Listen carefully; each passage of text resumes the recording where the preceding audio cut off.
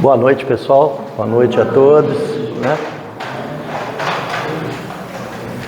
Normalmente, o pessoal começa essa palestra.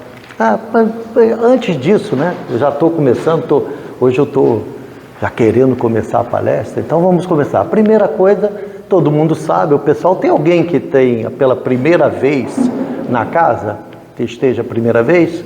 Não. Então, todo mundo sabe que a gente corre o Evangelho capítulo a capítulo durante todo o ano. Só tem que, em algumas datas especiais, a gente escolhe alguns temas específicos para falar, linkado com essas datas. E como tivemos o Dia das Mães agora há poucos dias, né?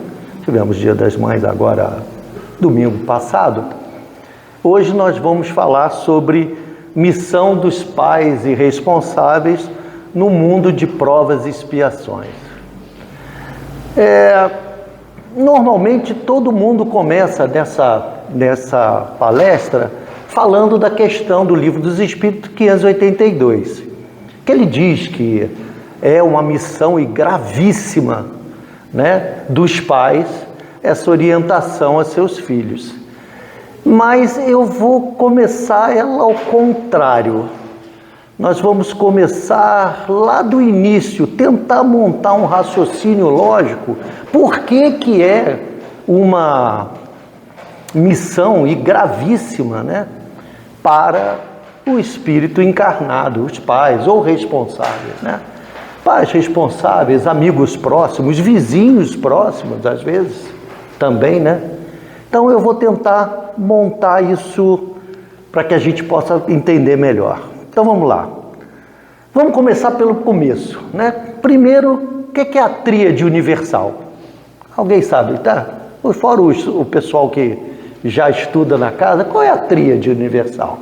É Deus sobre tudo, Espírito e matéria. Essa é a tríade universal. Se nós temos Deus, o incriado, né? É o eterno. Ele é bem difícil, a gente até discutiu isso, discutiu no bom sentido, conversou no bom sentido. É muito difícil a gente raciocinar algo que não teve criação, já desceu de todo sempre, né? Então, mas vamos esquecer esse detalhe e vamos pensar no Espírito. O Espírito é algo que foi criado num determinado dia, determinado dia Deus olhou e falou assim: nasceu Y, né, que eu brinco, nasceu Y. Bom, a partir deste dia que Deus me criou, não Alexandre, mas Y, eu mesmo, né? Eu, espírito imortal. A partir do momento que Ele me criou, eu sou eterno. Eterno. E a gente brinca, né?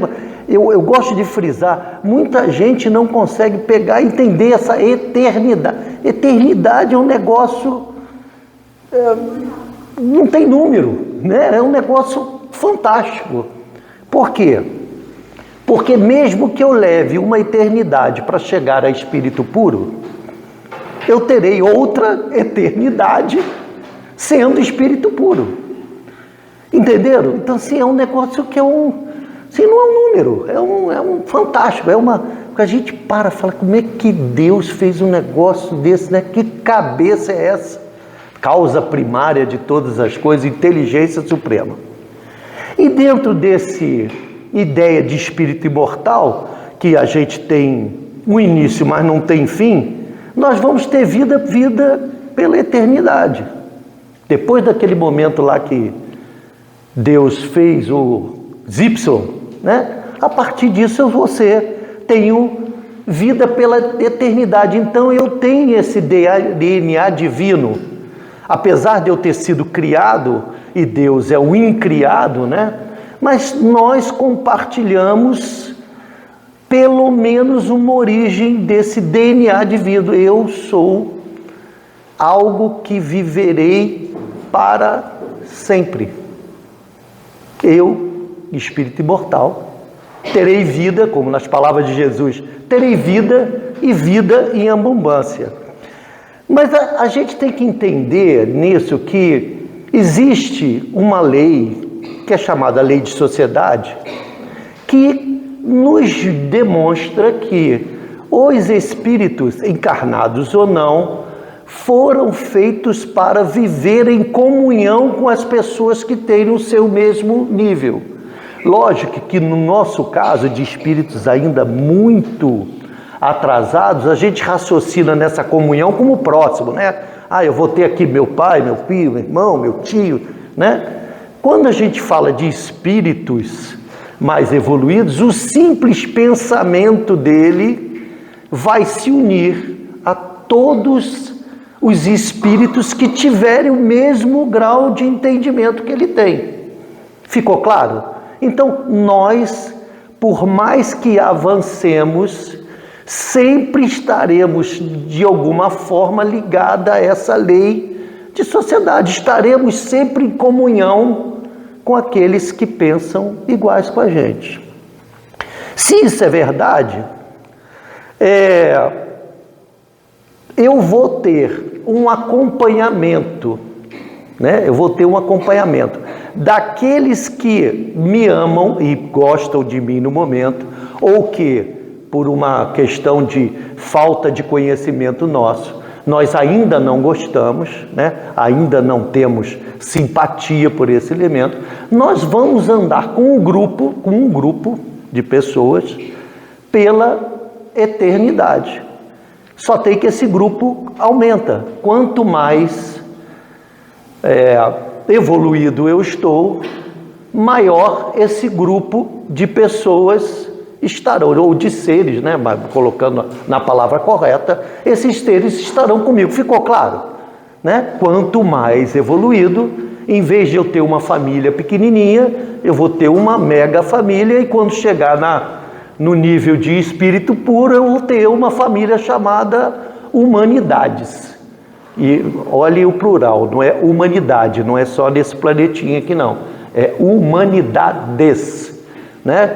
Então eu terei irmão de um volume fantástico de seres. Primeiro ponto que eu gostaria, como faz o Roberto, faz bom, então segura essa ideia. Então vamos caminhar sempre com um grupo de pessoas.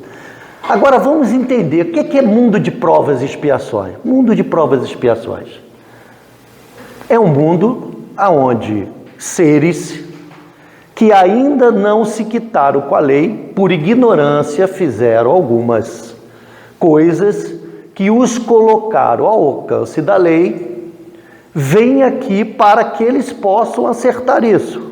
Concordam? Vêm aqui para acertar.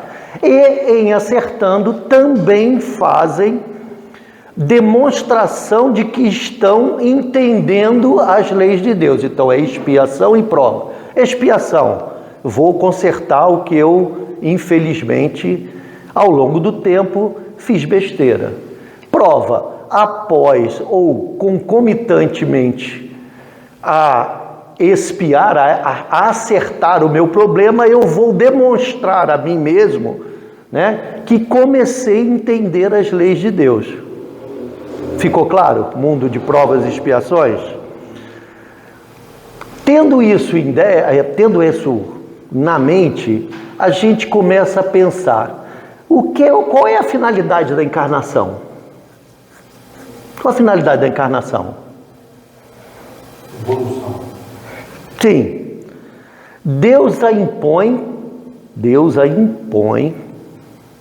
para que a gente possa alcançar a perfeição. Lembrem, perfeição é muito com a ideia de felicidade. Quanto mais perfeito eu sou, menos vicissitudes eu tenho, menos problemas eu tenho, mais eu vou alcançando uma coisa que a gente não tem nem ideia direito do que é hoje, é essa tal de felicidade, né? Mas quanto mais eu vou melhorando, mais feliz eu vou chegando.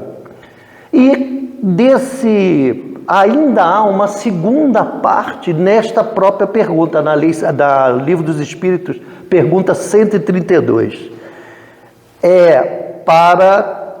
Para o espírito ficar em condições de enfrentar a sua parte na obra da criação. Então são duas coisas: evolução e para preparar o espírito para enfrentar a sua parte da obra da criação de Deus. Aí eu fico pensando, será que nesse coisa obtuso que nós estamos, nesse nível ainda obtuso, ou seja, essa falta de entendimento que ainda nós estamos, será que a maternidade, a paternidade, ou o responsável, não precisa ser, não vamos entender isso como ser biológico, né? Tem que ser pai, não. Para qualquer um que se responsabilize por uma criança, que seja responsabilidade de uma criança, será que esse não é a maior obra na criação que um espírito encarnado não poderia dar? Será que não é? Porque a primeira, a evolução de si próprio, né? Primeira, evoluir a si próprio. E segundo, eu tenho que, em evoluir, auxiliar aos que estão comigo a também evoluir. Concordam? Que é isso? Evolução é isso? É você começar a entender que você não cresce sozinho. Você só cresce em sociedade. Por isso é que eu falei da lei de sociedade. Você só cresce em sociedade. Talvez não seja essa, nesse nívelzinho de terceirona que a gente é, né? Como eu brinco, né? Esse nívelzinho de terceirona, talvez não seja a maternidade, a paternidade ou a responsabilidade sobre crianças a maior prova ou a maior demonstração clara de que a gente está fazendo algo na obra de criação de Deus. Porque qual é a criação de Deus? É criar a cadeira? Não, a criação de Deus é o quê? Levar os espíritos, criaturas à perfeição. Não é isso que ele fez a reencarnação? Talvez, por isso que eu falei, eu vou começar ao contrário. Por que a gente... Porque se a gente entende isso, se essa determinação, né? Essa determinação de que eu evolua e eu faça a obra da criação, será que o meu filho, aquela pessoa que veio aos meus braços, aquela pessoa que eu estou encarregado, eu não estou fazendo a obra da criação? Isso não é esse segundo item dessa resposta, claramente? E qual é o objetivo da reencarnação? Só para que a gente possa... Objetivo da reencarnação: expiação, que eu já falei, né? Melhoria progressiva da humanidade. Melhoria progressiva da humanidade. Então, ou seja, ali não está falando só de você, da humanidade. Então, assim, é a minha melhora, mas através da minha melhora eu tentar ou fazer esforço para melhorar quem está ao meu lado. Essa é a melhora progressiva, né? Ser isso onde está a justiça. E aí nós entramos no segundo ponto, mais um ponto. Como eu falei da lei de sociedade, nós, quando encarnados, temos aqui uma família terrena, né? Todos temos, né? Pai, mãe, filho, avó, tio, tia, primo e por aí. A pergunta é, será que quando eu desencarno, eu deixei de gostar desse pessoal todo? Né? Não deixei. Ou será que quando eles desencarnaram, meu pai e minha mãe já é desencarnado, meus avós também, há muito tempo até. Aí eu pergunto, será que eles deixaram de gostar de mim? Se assim é, quando eu desencarno e chego do lado de lá, qual seria a lógica de qualquer um de nós? O que a gente ia fazer primeiro? Procurar quem? Me diz que não é a mãezinha, que eu acho difícil. Quem não foi procurar? Qual a primeira coisa que chegar? A primeira coisa que deve pensar assim, meu Deus, onde é que está minha mãe? Né? É da natureza humana, a gente busca aquelas pessoas que foram importantes para a gente. E normalmente mãe né?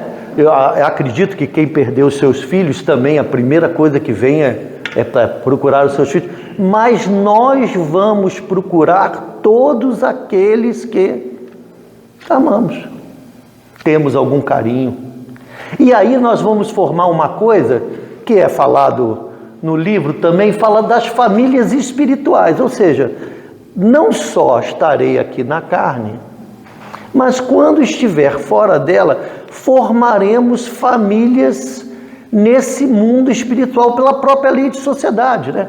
Pela própria lei. Eu vou buscar aqueles que eu amo. E por falta de conhecimento da lei, muitos de nós acaba buscando aqueles que não gostamos, né?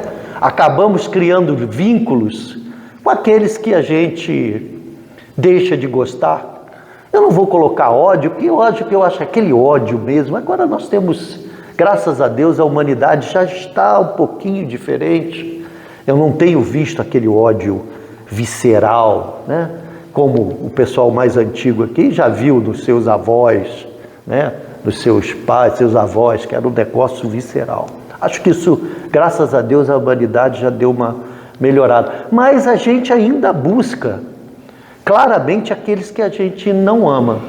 E quando faz isso, o que acontece? Quando estamos no plano espiritual, nós fazemos acordos entre nós.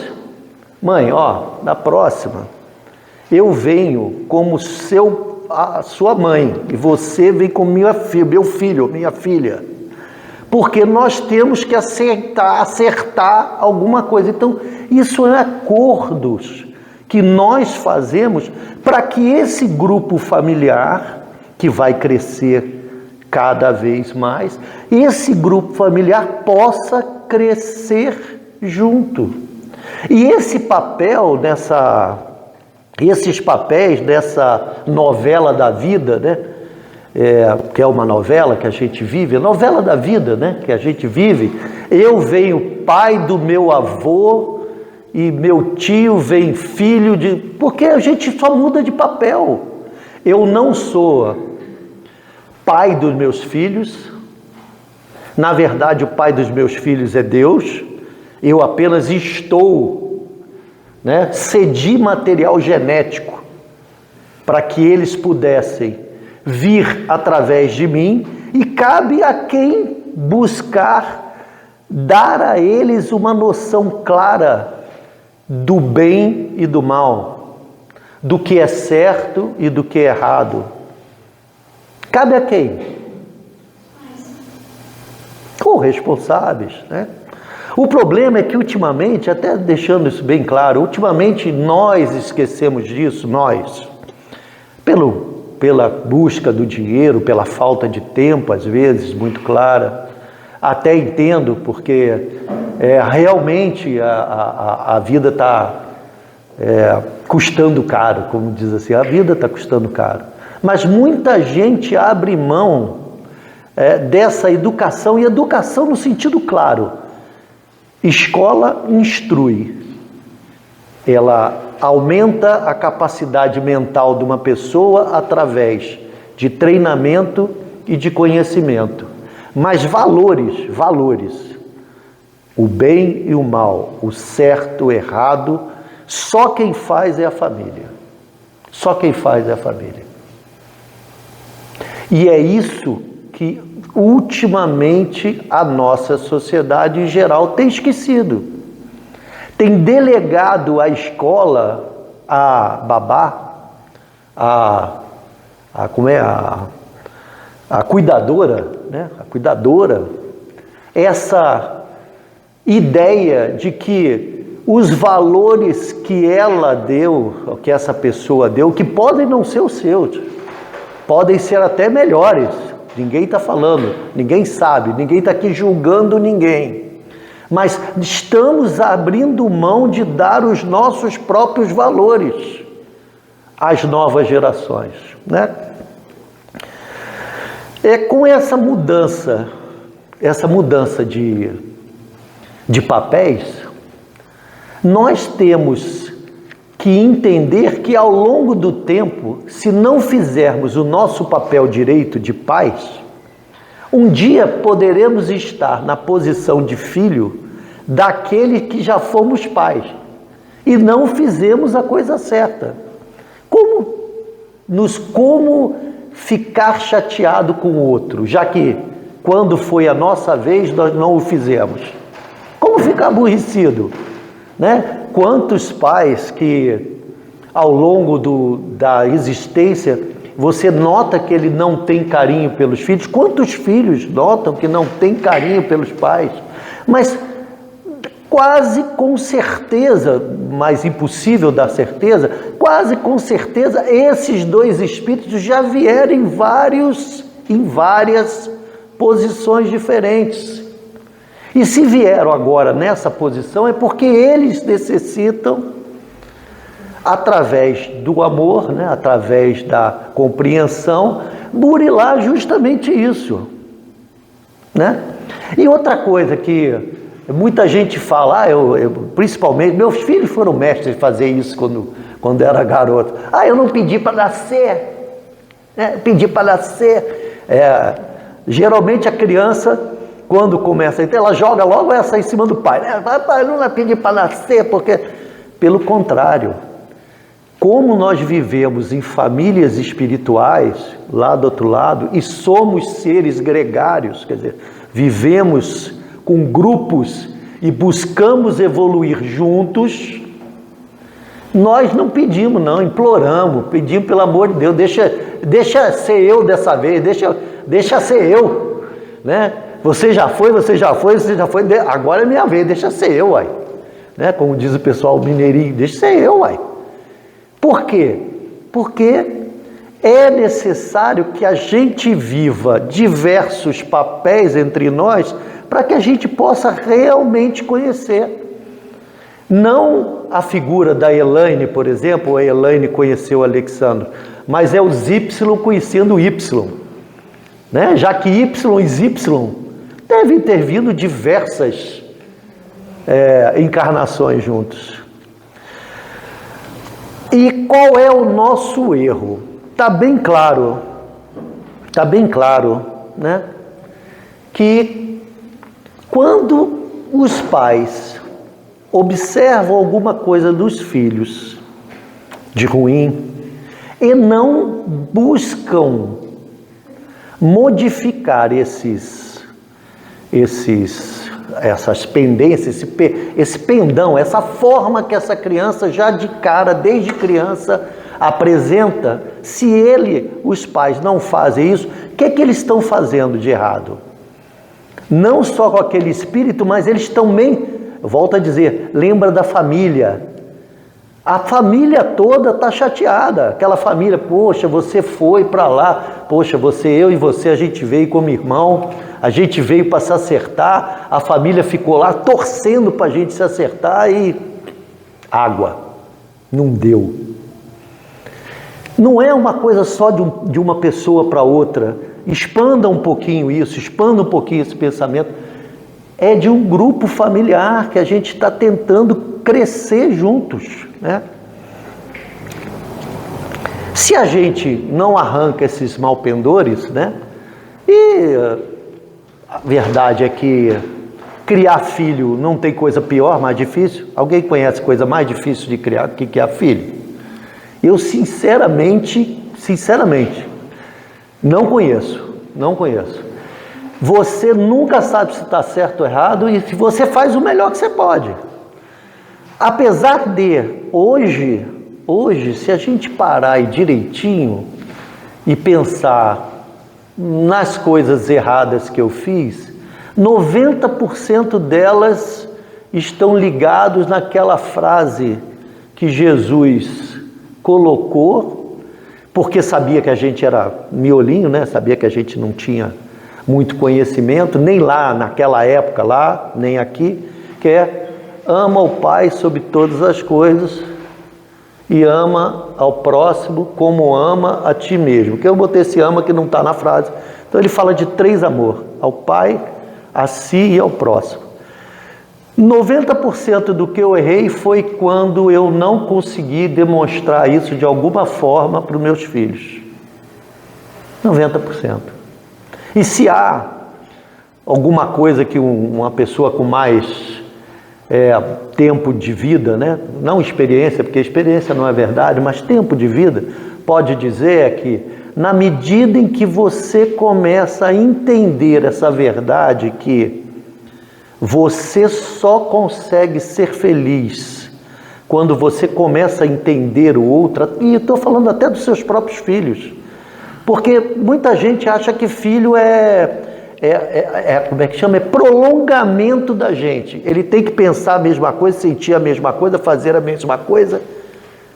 E eu até entendo, os pais têm normalmente essa tendência, né, de querer que os filhos tenham uma identidade com a gente, mas não é verdade. Não é verdade. Eu dei a oportunidade a 2 seres encarnados. Eu tenho 2 filhos. E se você pegar os meus 2 filhos, os 2 são, eu não diria diametralmente diferentes, que seria demais, mas são bastante diferentes. E até a juventude, até 14, 15 anos, tiveram a mesma educação de pai e mãe, certo ou errada, mas foi a mesma educação. E você vê os 2 hoje, são seres diferentes. Então, claramente,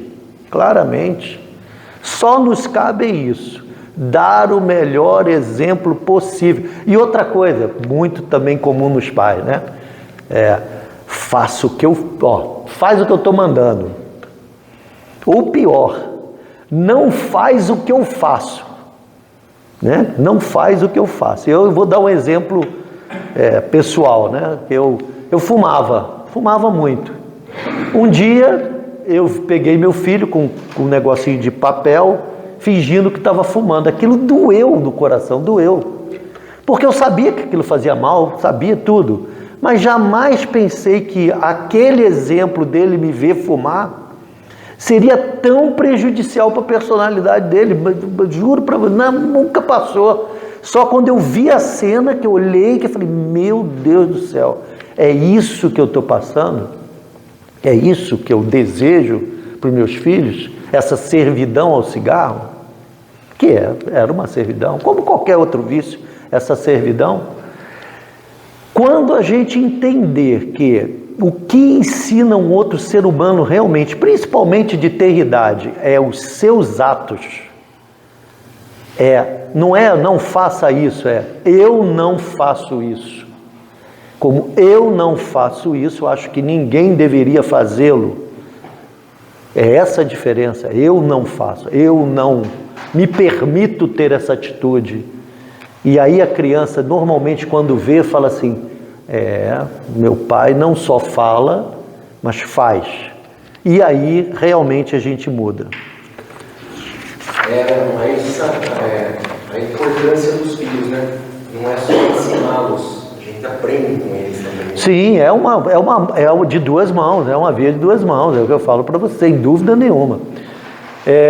Como somos espíritos diferentes, vivendo uma personagem ali, né? Pai e filho.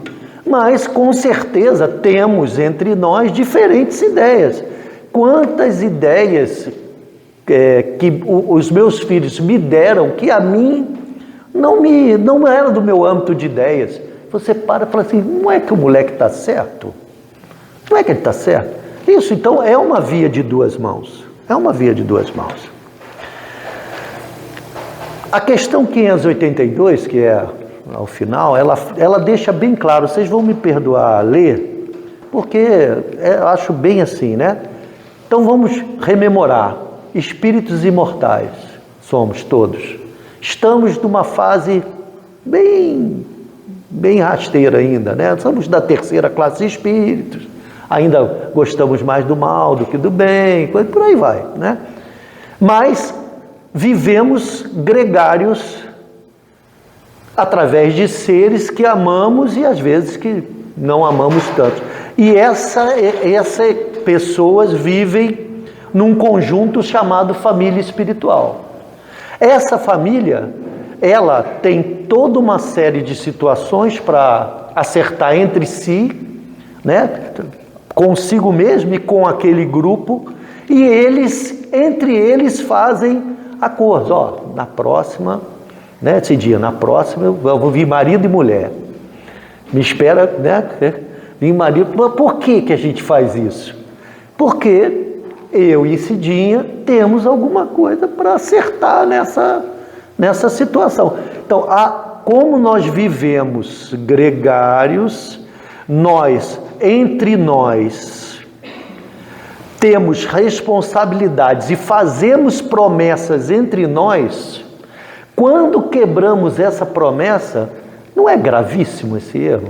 Não é gravíssimo? Porque não só deixamos de fazer a nossa parte na obra da criação, deixei de fazer a minha parte na obra da criação. E como eu sou ainda muito simples fato de conduzir uma outra alma, um outro ser, um outro espírito à melhora, é um baita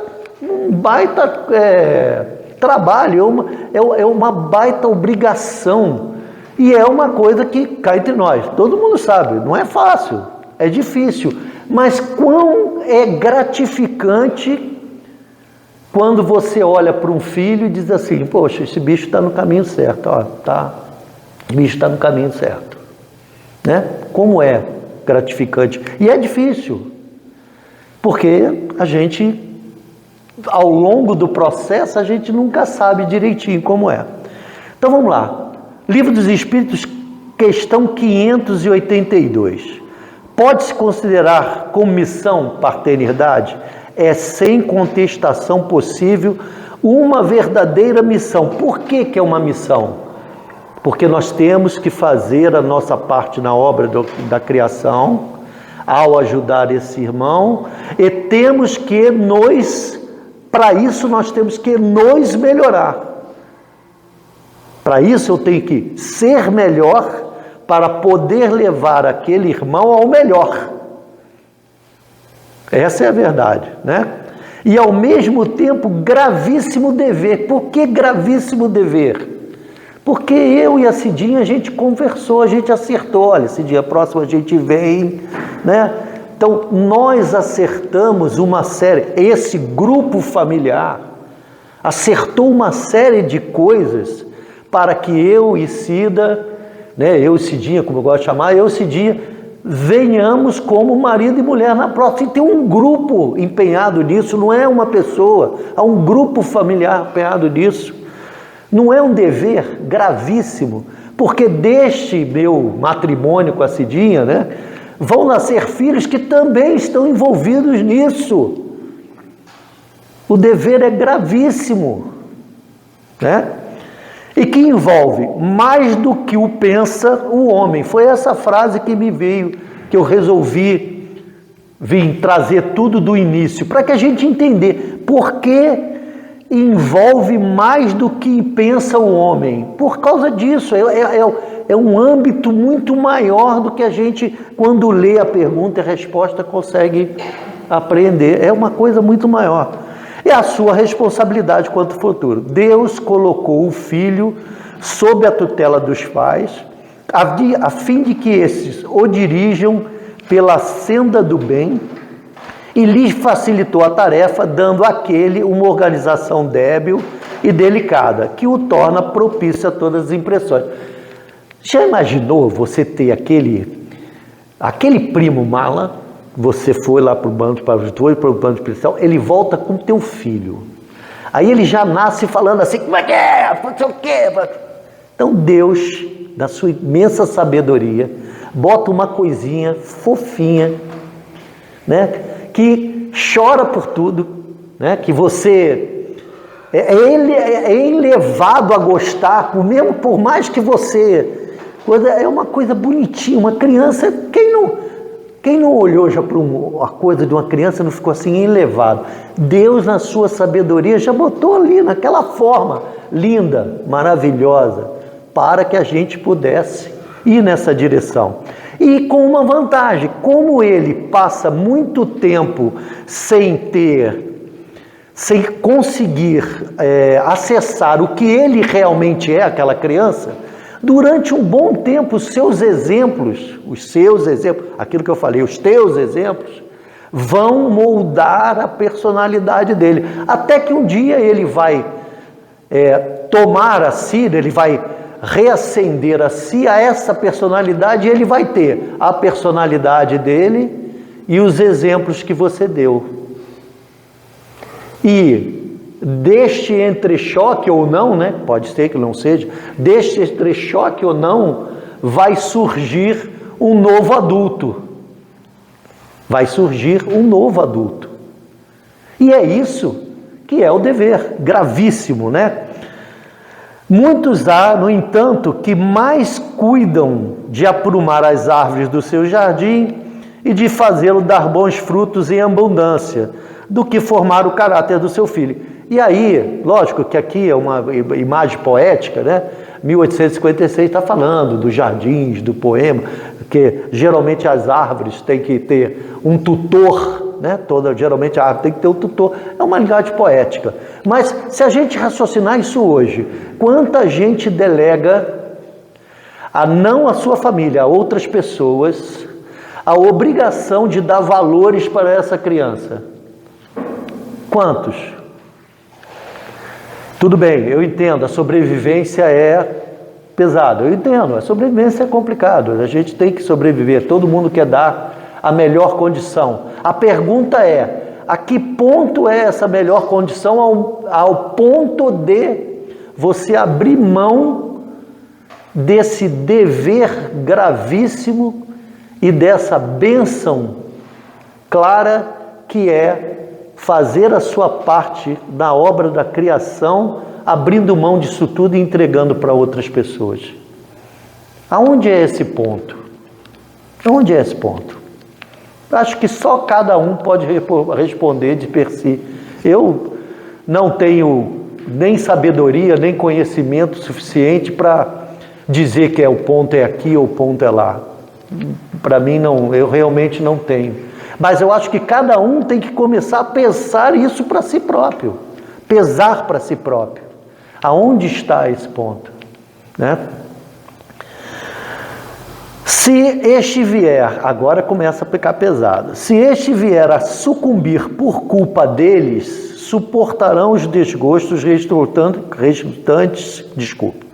resultantes dessa queda e partilharão dos sofrimentos do filho na vida futura, por não terem feito o que lhes estava ao alcance para que ele avançasse na estrada do bem. Partilharão os sofrimentos do filho. Como é que isso vai se dar? Existe 99,9% do ser humano ama os seus filhos, né? Como ser feliz? Como ser feliz? Como? Tendo um espírito que você ama, sofrendo. Como? Como? E eu não falo nem mão, vamos esquecer mãe, pai, vamos... A sua responsabilidade com esse grupo familiar, vamos ampliar, é por isso que vamos ampliar a ideia. Com esse grupo familiar, você burlou ela. Como ser feliz? Como? Então, nós vamos, caso nos julguemos, que cada um vai julgar assim, cada um vai julgar de si mesmo, cada um vai chegar à conclusão que não fez tudo o que deveria fazer. Por isso que é uma coisa da consciência, consciencial, é de cada um, né? Quais são as atitudes que eu vou tomar de forma que eu próprio possa estar quites com a minha consciência. E tem a pergunta 583, eu nem botei, mas vou comentar sobre ela. A pergunta 583 diz, tudo bem, mas e se eu fizer tudo o que eu tenho para fazer e aquela criança não seguiu o caminho do bem? Fiz tudo. Fiz o que eu achei que era necessário para aquela criança seguir o caminho do bem e ela não seguiu. A sua responsabilidade está em dar todo aquele conhecimento, aqueles valores àquela criança, para ela ser um adulto melhor. A partir daí, cada um conforme suas obras, né? Jesus falou, a cada um conforme suas obras. Se você se sente quite com a sua consciência, a gente tem que entender, como eu já falei aqui, que filho não é prolongamento nosso, é um outro espírito, com outros desejos, com outra mentalidade, e às vezes, e até muitas vezes, com ideias bastante diferentes daquele grupo familiar. No Evangelho segundo o Espiritismo, capítulo 14, tem um outro toquezinho no item 9, bastante claro sobre isso. Desde pequenina, a criança manifesta os instintos bons ou maus, que traz da sua existência anterior. A estudá-los, deve aos pais aplicar-se. Ou seja, cabe aos pais, claramente, essa pais, e volto a dizer, não pais, mas responsáveis por esse outro ser, essa capacidade de olhar para aquelas atitudes e ver que quais daquelas atitudes denotam um vício, denotam uma imperfeição moral, para botar mais claro, denota uma imperfeição moral. Resumindo, então já estamos, vamos resumindo. Função dos pais e responsáveis no mundo de provas e expiações. Qual é a função? Função é educação. Educação. Educação no sentido de valores morais. Isso é função do exemplo. Mais pelo exemplo, né? E não porque ele... Não faça... Lógico, vamos lá. É uma coisa que eu gosto. Tem horas que chega uma criança, eu quero botar o dedo naquela tomada. Não dá para explicar para ela que a tomada passa uma energia elétrica. Essa energia pode passar pelo dedo, vir no coração, ele tem um ataque cardíaco. Tem hora que você diz, não. Né? Porque está acima do conhecimento daquela criança aquele fato. Mas toda vez que você puder ou tiver condições, você tem que explicar. Por que não? Por que tal atitude é melhor que tal atitude? Por que ter esta ideia em vez daquela ideia, né? E isso você só consegue através do diálogo e através da sua forma de fazer o mundo que te cerca, forma de ver o mundo que te cerca. Que é diferente de instrução, que eu já falei, né? Educar, eu vou ler aqui, educar é auxiliar o espírito que aceitamos que renasça sobre a nossa tutela, orientá-lo na vida, para a vida imortal. Isso é outra coisa importante. Já não somos espíritas, né? É orientá-lo na vida, para a vida imortal. E é difícil, porque eu, 62 anos até hoje, tem faces dessa vida imortal que eu custo a entender. Mas se desde a tenridade você começa a mostrar aquele ser que ele é muito mais do que aquele pedaço de carne agregado, que é aqui, o Alexandre, esse pedaço de carne agregado, ele é muito mais do que isso. Você demonstrando para ele essa grandeza desse DNA divino que nós temos, dessa grandeza desse DNA divino, é muito mais fácil que você consiga dar impressões que façam aquele ser um ser de bem, né? É instruí-lo a superar a própria ignorância. E uma coisa que eu já falei, mas eu vou falar, né? Muita gente, a gente acredita que o filho é nosso, né? Meu filho, né? Meu filho, né? Como a gente fala, minha mulher, né? Meu marido, meu pai, A gente não é nada disso. A gente está naquele papel, né? Mas devemos cuidar com todo carinho daquele empréstimo. Porque Deus me emprestou o filho. Olha só como é que é interessante. Deus me emprestou um espírito imortal. Deus me emprestou um espírito imortal que ganhou um corpo com aquele nome para que eu pudesse não só fazê-lo evoluir, mas eu posso evoluir. Olha só, Deus me emprestou um espírito imortal, um empréstimo, transvestido naquele momento de filho, né, de meu filho, para que eu pudesse, através dos exemplos que eu quero dar para ele, eu pudesse melhorar. E melhorando, eu melhoro ele e faço a minha parte na criação. Por último, ou em síntese, né? Eu encontrei no livro Adolescência e Vida, de Joana de Ângeles, é que eu falo muito, ela falou em 1, 2, 3, 4, 5 linhas, praticamente tudo.